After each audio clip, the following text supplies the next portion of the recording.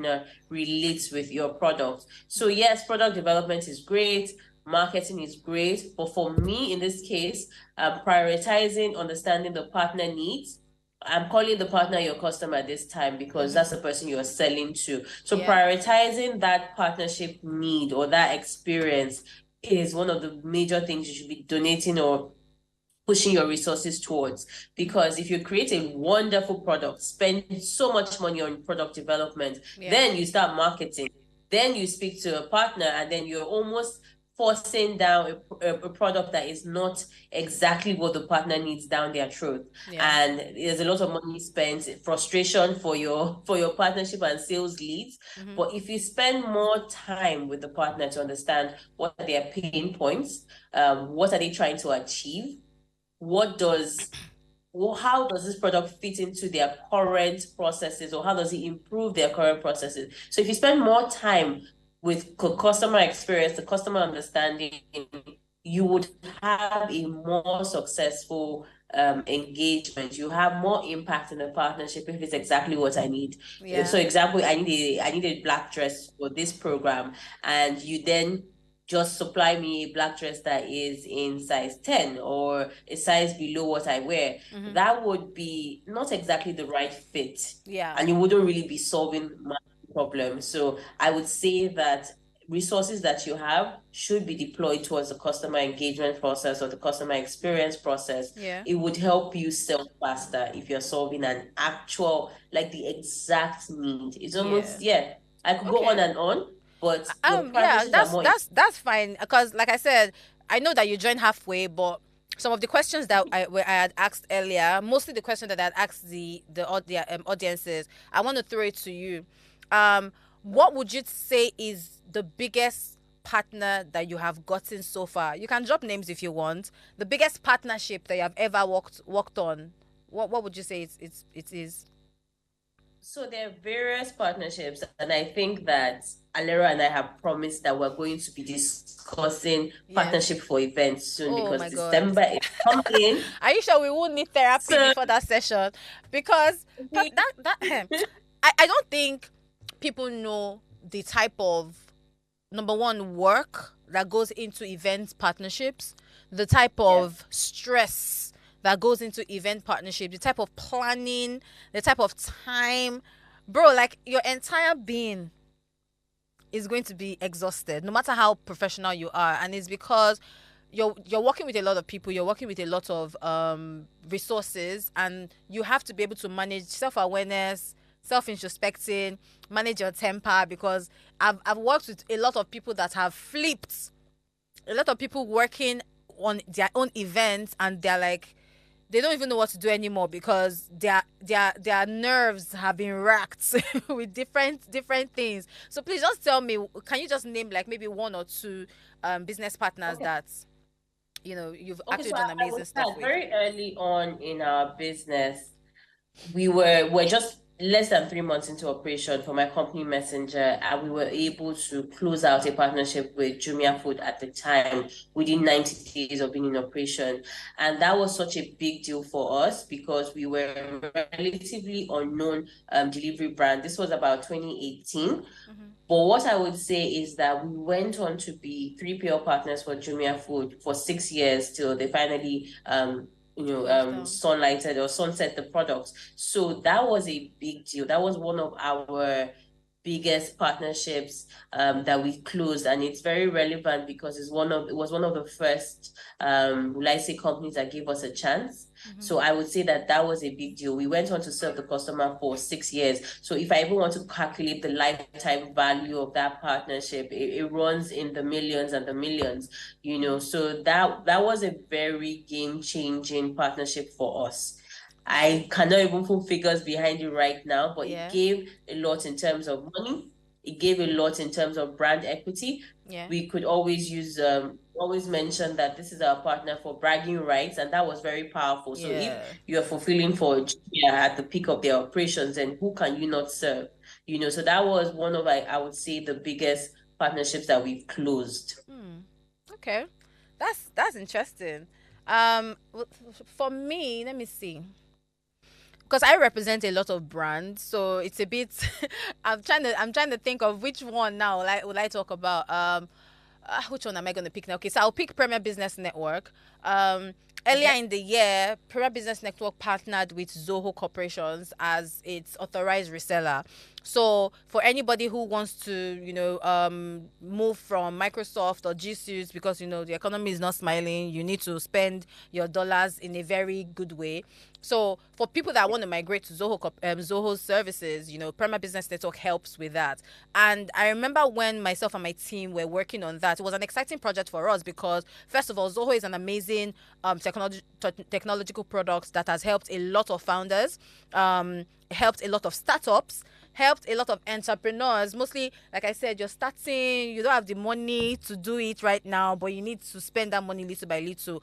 I would say that's one of the partnerships that I've worked on that has been really fulfilling for me. I would also say Nextford University, yes, because I mean, as their global brand ambassador, since I started working with them in 2019, that partnership has also been a very interesting and a smart move for us because we were able to help drive enrollment, help them get a lot of new customers, and that's a successful partnership that, I mean, I won't say it's a bragging successful partnership, but it's something that I've been excited that I got to do. Toot your horn, toot your horn. I think that's very fine. We're not here to light a candle and put it under Right. the bush. That's not one of the things that we're doing here, please. Abio. It's really great to just hear about partnerships, even from you, Alero, across different sectors. And I like how you talked about a technology kind of sales partnership, and now you've talked about an education partnership. So that's really exciting, and I'm happy that this is coming from one desk. This is basically a project that you've handled by yourself. So it just shows range of the different types of partnerships that you've been able to succeed at. So kudos to that. I would not allow you, just be humble about it. Don't make me So get emotional. it's You know that. really I'm very emotional. So don't let me start getting all oh. But yeah, another thing I've learned, Amanda, and you know me, I'm always thankful for you. I remember the first day we had the conversation after growth conference that you're like, I have Aquarium Tech Week coming up. Please, how did you do yours? And for me, it was an honor to hear, you ask question, and which is something that I think I was not afraid to do when I just started.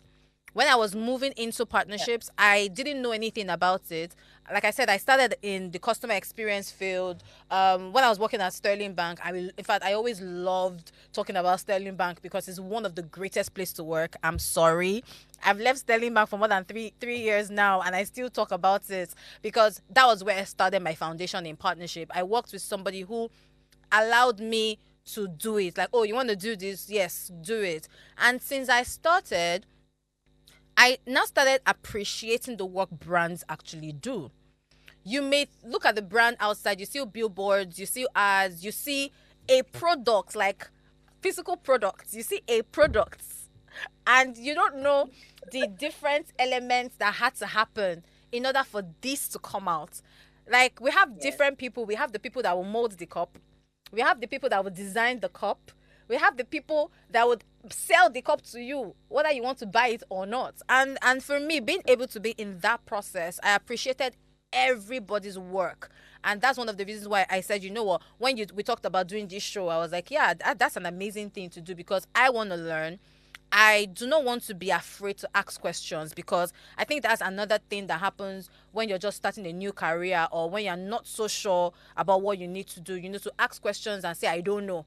It's usually a shameful thing. But me, you can't shame me. Oh. You cannot shame me. I will tell you that I don't know because I want to learn. And I'm really grateful for you, like I said.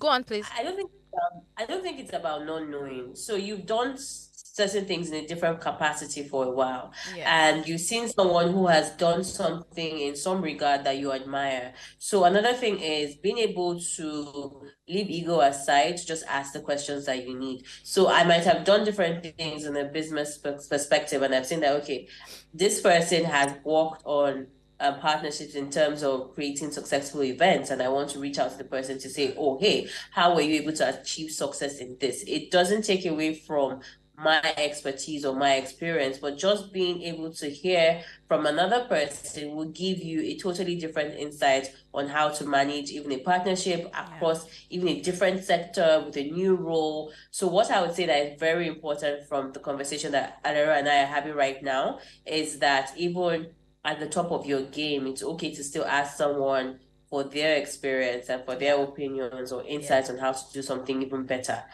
That's something I've gotten from our conversation so far, and I think it's really important to highlight that.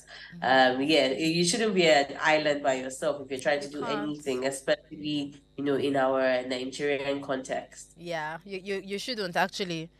Ah, man, I just like this conversation is reminding me of so much. And again, another thing I wanted to just quickly add is Amanda, let me ask you a question regarding, because there's a new phase in your life now that you're going into. I don't know if you saw my post, was it over the weekend or last week, that I said there's like an energy in the air. There seems to be like an energy of a shift that's happened. I know right now this is November, and I know a couple of people that are in a new era. Like they are entering a new era. Like it's either they're getting a new job, or they're relocating, or something new is happening with them. And I'm optimistic about that. I mean, the different things that will come for PartnerUp.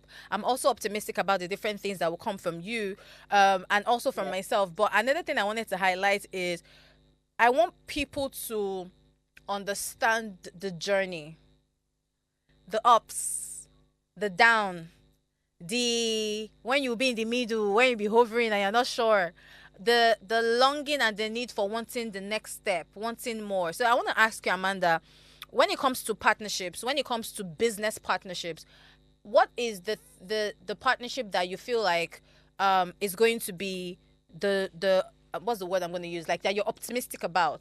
It doesn't have to be yours. It can be like something that you are seeing in the ecosystem that you're optimistic about, because this is a new era and a lot of new things is going to be happening. So what do you think is that partnership that is going to be like the next thing? Well, I haven't really given thoughts to this, but I would speak on new eras and entering into a new season for people. Yeah. So right now there's several things happening. Several companies are reaching unicorn status. Several companies are launching products. But I would say that one thing that is critical for these times that we're in is being creative with the kind of partnerships that could happen. So for example, you could be in our sector, like Alera and I right now, we're in media, and then you have to think of creative ways to leverage media for partnerships. So it's mostly try to think. I know people saying think outside of the box it's a very overused phrase. But what I would say is be more open-minded about partnerships. So when you're having a conversation with someone, maybe take a bit more interest in what they're doing. It could be an opportunity for you. I know that a lot of us like to talk about ourselves, but once you actually pause to hear what the other person is saying, there could be a way to plug in your product, your talent, your services into that conversation. So I would say that if right now, as I'm unable to predict what the groundbreaking partnerships would be, I can definitely say this is the mindset you should have going into 2025 or even into the last 2 months of the year. This is the mindset you should have, more about openness, willingness to collaborate, and just keeping an eye out for the most unusual partnerships. That's what I would say. Like, don't be so boxed into, oh, I do this, and these are my partners, or I do that, and those are the kind of people I should be working with. Just mostly have an open mind, see if there's synergy in certain conversations. Okay, so we're going to be taking a quick break right now, and when we come back, we'll continue the conversation. Please stay with us.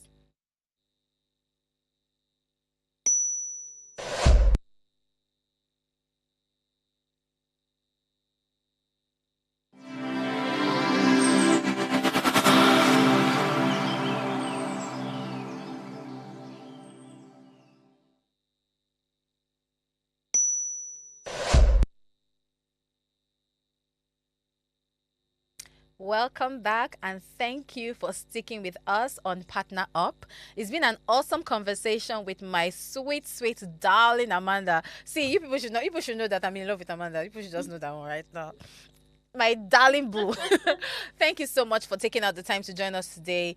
It was an amazing conversation, and our intention for today's episode was we wanted to touch the different bases regarding how you can scale in a really smart way. And I'm so thankful that Amanda, was able to join us today. If you're just tuning in, please remember that this is Partner Up, and this show we talk about everything partnership. Today we covered everything regarding building trust, building what's it called, trust with partners, and when you're trying to launch, and even launching with the right strategy that actually works. Remember that the right partner can compel your business to grow new heights, as well as keep you linking up and also launching bigger.